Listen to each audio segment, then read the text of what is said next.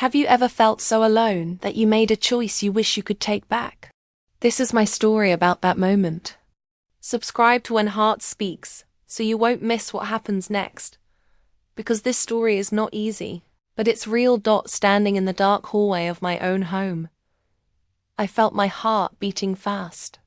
The house was so quiet it made me uncomfortable.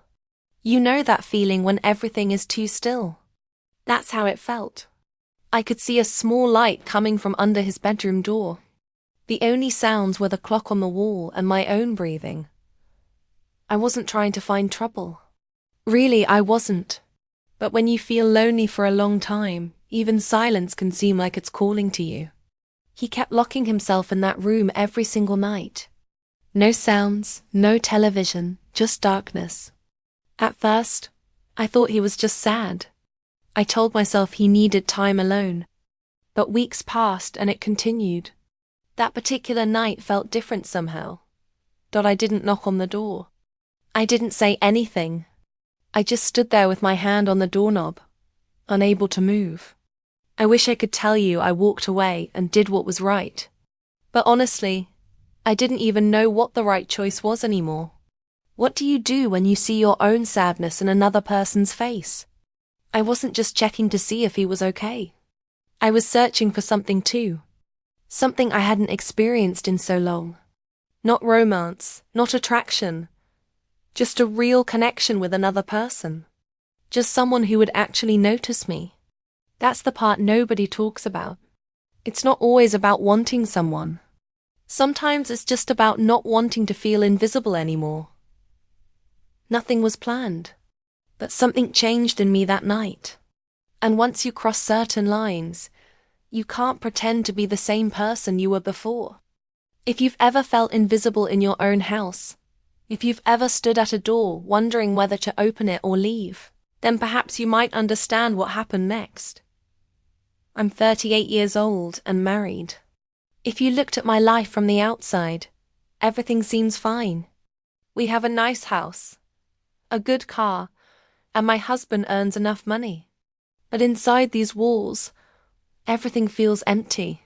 My husband, Mark, thinks that bringing home money is the same as being present in a marriage. He's always traveling for work, always staring at his phone when he's actually home.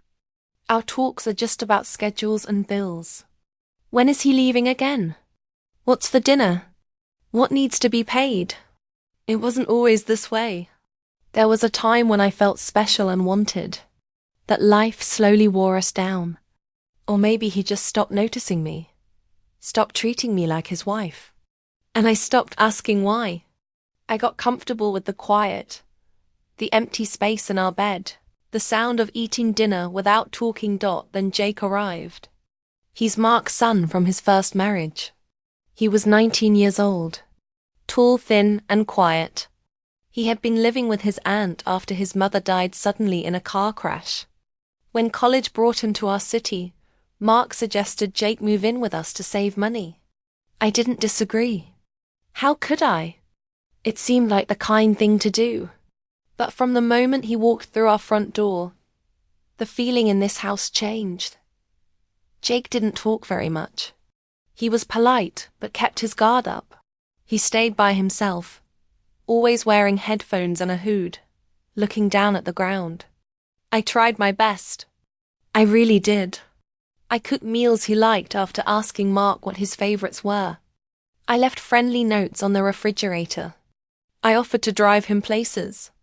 But he never asked for help with anything. Dinner was the same every single night.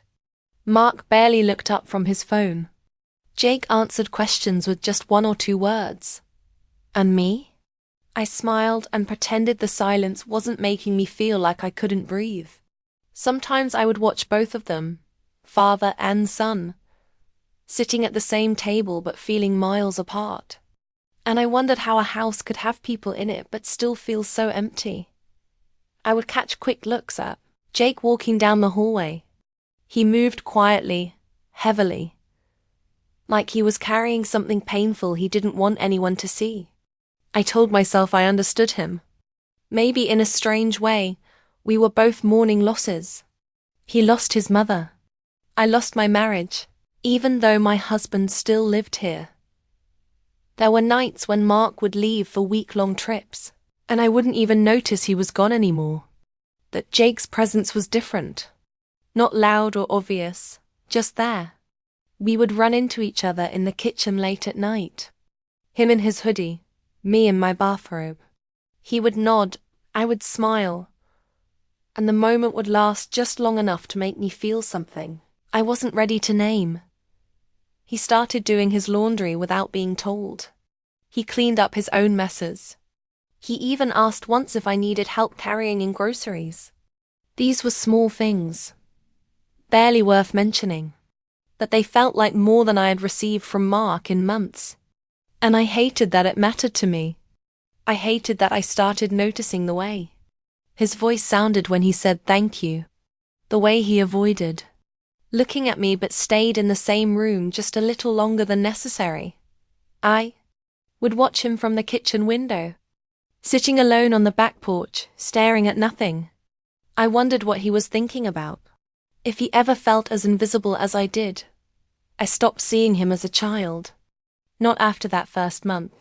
Not after I noticed how his face had matured. The way his hands looked like a man's hands now. I don't know exactly when it happened, but one night I looked at him and my breath caught in my throat. After that night, after I realized something in me had changed, I tried to act like it hadn't happened. I kept cooking meals, kept washing clothes, kept pretending everything in this house was normal. But I started noticing different things. Jake began spending more and more time in his room. He would skip dinner and lock his door. Sometimes I would hear quiet sounds from inside, muted voices, soft video sounds, quiet music, but mostly just silence. At first, I left him alone. He was 19 years old. He had a lot to deal with. Sadness comes and goes, and maybe his was worse at night. But something about him hiding away felt different. It wasn't just sadness. It was avoidance. Like he was hiding something, or hiding from something. One night, I walked past his door on my way to bed. The light was on, just barely. A soft glow slipped out from under the door. I stopped. Not for long. Just a second too long. And then I heard it. Not voices, not music, but a rhythm. Quick and repetitive. I froze. There was no mistaking what I heard. I didn't mean to interrupt. I didn't. But I knocked before I could stop myself. Just a quick, gentle tap. More of a reflex than anything. Inside, I heard a scramble fast and panicked. Then the unmistakable sound of a laptop snapping shut. A pause. Then his voice. Yeah? I swallowed hard. My mouth felt dry. My heart was beating faster than it should have been. Hi, just checking if you wanted anything before bed. A beat of silence. No, I'm good. His voice was steady, but I heard the edge of embarrassment in it. The sound of being caught. I didn't open the door. Didn't say another word. I just nodded to myself like he could see me and walked away. But that image stayed with me. It should have faded. It should have embarrassed me or made me feel concerned like a parent. But instead, it unsettled me. Not because of what he was doing. That part was normal and expected. He's 19, a young man with a closed door. But it wasn't the action that bothered me. It was the way he looked at me the next day. At breakfast the following morning, he didn't avoid me. He looked right at me, just for a second. Not in fear, not in guilt, but in something else. Something harder to name. Like he wanted me to understand something unspoken. And I did. Or maybe I wanted to. I wish I could say that morning passed like any other. That I brushed off the moment at his door and continued with my day. But the truth is, something had already shifted in me. And once that shift starts, it's hard to stop. I sat across from Jake at breakfast, him with his cereal, me with my coffee, and I couldn't stop thinking about it. Not the action itself, but the look we shared. That steady, brief eye contact. That quiet tension. I haven't been touched in months. Not kissed, not held, not even accidentally brushed against. Mark was always busy, always tired, always somewhere else mentally or physically. I used to try for his attention in small ways, wearing a nice shirt, cooking his favorite meal, reaching for his hand in bed. Eventually, I stopped trying because nothing is lonelier than reaching for someone who doesn't even notice. And yet, Jake noticed. He saw me in the silence, in subtle shifts of breath and body language. I didn't want these feelings. Not at first. But when you've been starving for attention, even a glance can feel like a feast. That week, I caught myself staying nearby a little longer than necessary, walking past his door when I knew he was awake, starting small conversations that went nowhere, just to hear his voice. And at night, I started wearing thinner bathrobes and softer fabrics. I told myself it was because of the summer heat. But that wasn't the truth. The truth was, I wanted to be noticed by someone. Even if it was him, I would walk to the kitchen knowing he could hear my footsteps. I would bend down to get something from a low cabinet, fully aware of the angle. It was wrong. I knew it was wrong. But the wrongness was tangled up with a need I couldn't name. Late at night, I would lie in bed staring at the ceiling. Mark would be turned away from me, already asleep or pretending to be. And I would think about the light under Jake's door, the tension in his voice when I knocked, the way his eyes flickered when he saw me in the morning. I hated myself for it. But I also didn't single quotes T dotted started with tiny things. His glances lasted longer. He stopped looking away so quickly. At first, it was just when I walked into a room or when I handed him a plate. But then it became something else. One morning, I caught him watching me as I poured my coffee. Not casually, not by accident. Watching like he was trying to remember the way I moved. And I didn't stop him. I couldn't. That attention, so soft and quiet, felt louder than anything I'd heard in years. I told myself I was imagining it. But then came the touches. He brushed past me in the hallway light, but intentional. His hand grazed my waist once when we both reached for the same dish. It lingered just a second too long. Neither of us spoke about it. But we didn't need to. The silence between us had grown heavy and loaded. One evening, Mark had left again for another conference. Jake and I were home alone. I offered to put on a movie. It felt harmless enough, a blanket on the couch, 2 bowls of popcorn, a comedy we both half-watched. And somewhere in the middle, Jake moved closer. He rested his head on my lap like it was the most natural thing in the world. Like it had always been that way. My heart nearly stopped. My hands froze. But then I looked down and saw the way his eyes closed, the way his breathing slowed, and I couldn't help myself.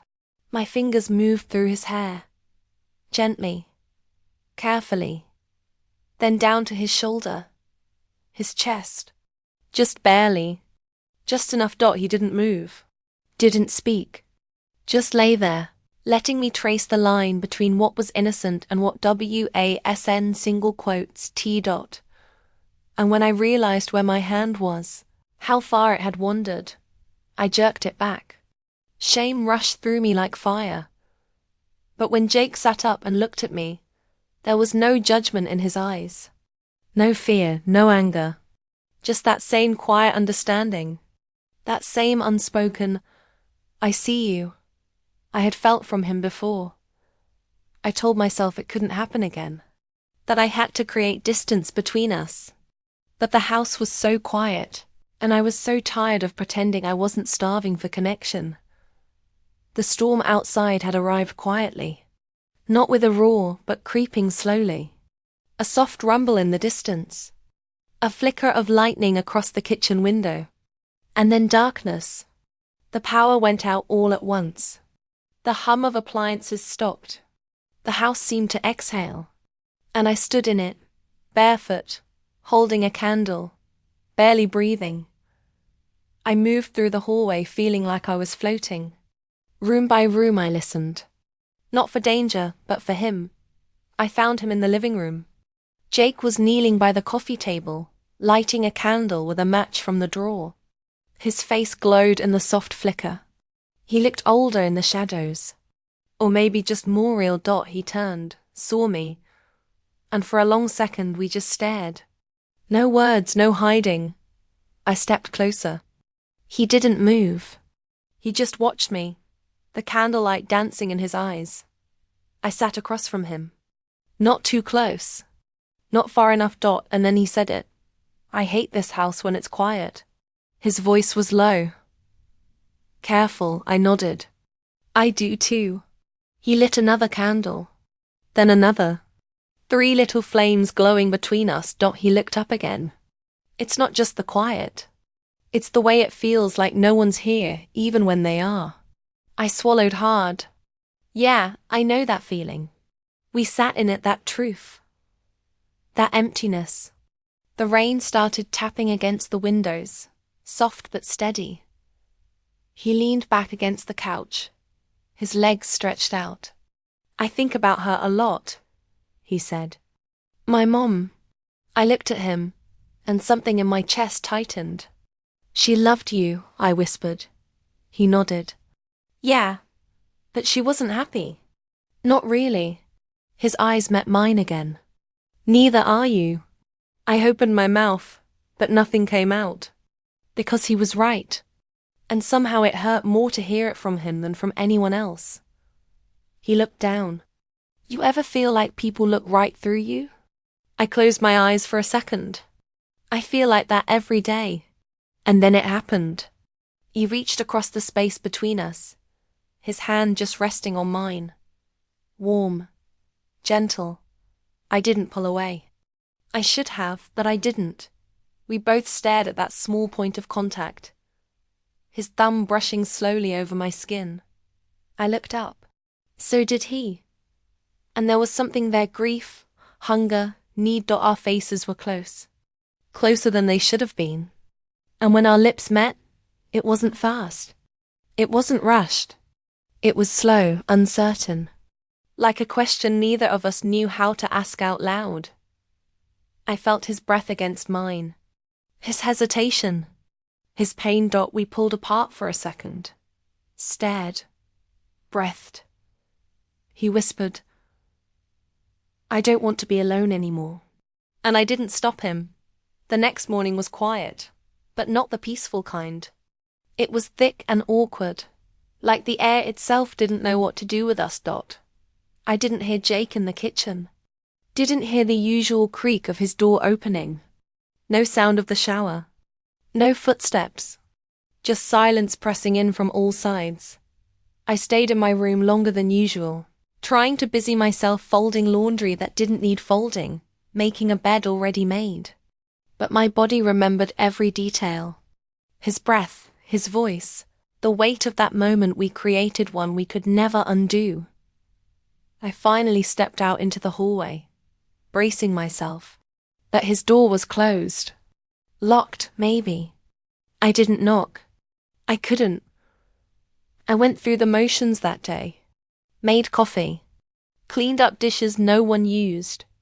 Opened the windows to let in air. I couldn't seem to breathe. Around noon, I heard the front door open. Mark was home. He was supposed to be gone 2 more days. But there he was, setting his suitcase by the door, mumbling something about cancelled meetings and a storm delay. I felt sick. Not just from fear of being discovered, but from the weight of the lie I was now living. Jake didn't come out of his room. Even when Mark called his name, tried to make conversation through the door, Jake stayed silent, cold, distant. Mark raised an eyebrow.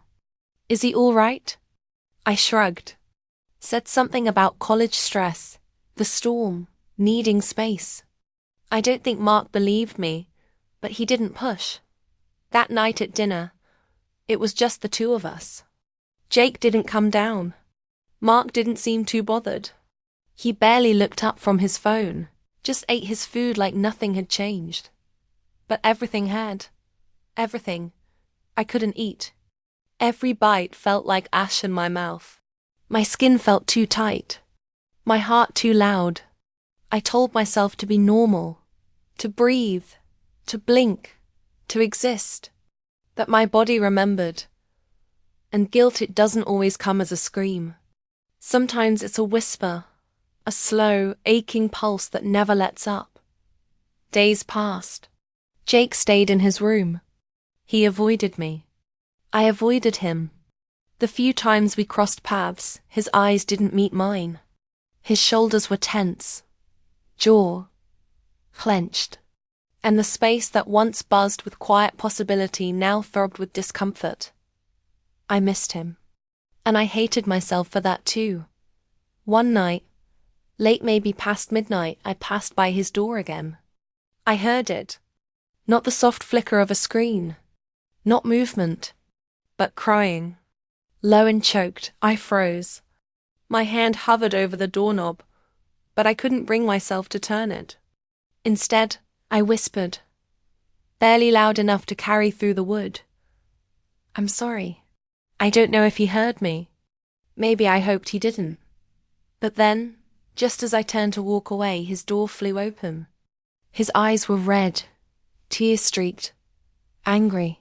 He looked at me like I had ripped something out of him. And he said just one sentence before slamming his door shut. You said I wasn't alone.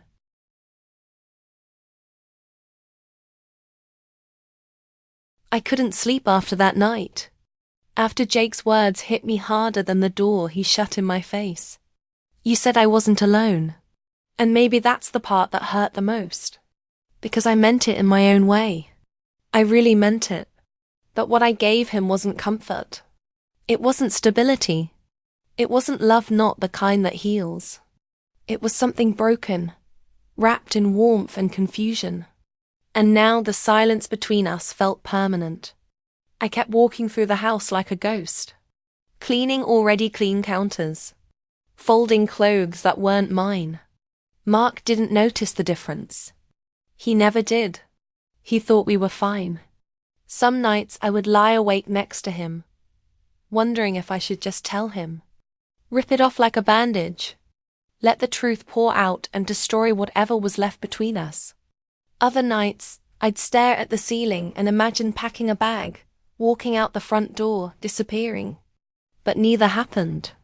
I was frozen, too afraid to speak, too ashamed to leave. What kind of woman am I to crave connection so deeply that I would take it from someone already broken? That question haunted me. It echoed inside me louder than any storm ever could. I started having flashbacks. Not of Jake, not even of that night, but of myself. Younger, smaller, hiding behind doors, waiting for anyone to ask how I was doing. I remembered my father, always gone.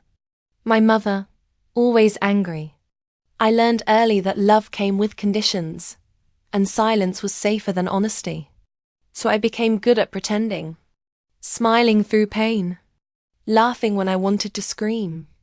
And somewhere along the way, I started chasing the same kind of love I was raised around. Distant, cold, full of holes. Jake wasn't just a boy.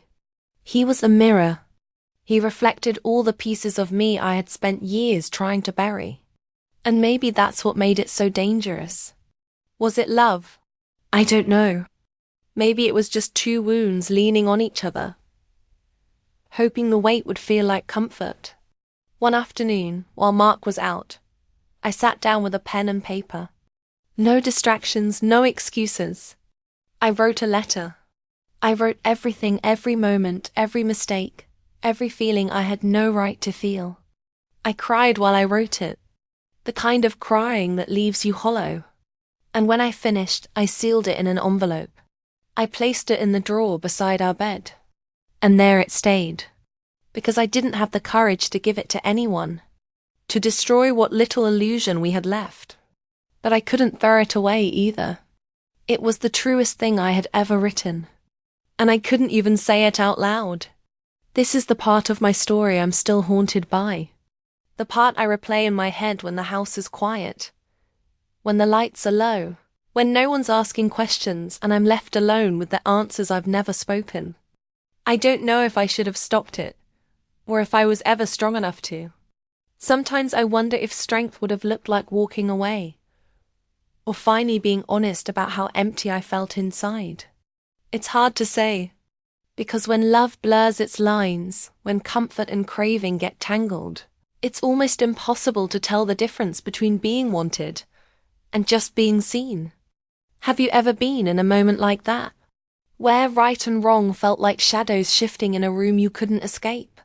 If you have, if you've ever been lonely enough to mistake attention for affection, if you've ever made a choice you couldn't undo just because you needed to feel something, what would you have done? What happened that night? What passed between Jake and me? It didn't end in fire or fury. There was no dramatic explosion, no confession, no obvious consequences. But something inside us changed. Quietly, permanently. He never looked at me the same again. And I couldn't look at myself the same either. Love isn't always pure. It isn't always gentle. Sometimes it comes from wounds, not warmth. Sometimes it's born from the deepest corners of loneliness, the kind that grows when no one notices you're fading. And the loneliest hearts make the most reckless choices. I don't know if I'll ever tell Mark, or if Jake will ever forgive me, or if I'll ever forgive myself. But I know this. I carry it every day. Not as a badge, but as a bruise. A quiet reminder that the heart doesn't always know the difference between what heals and what hurts. Maybe forgiveness isn't something we seek from others, but something we spend a lifetime earning from ourselves. Not every secret deserves to be buried, but some are too dangerous to speak aloud.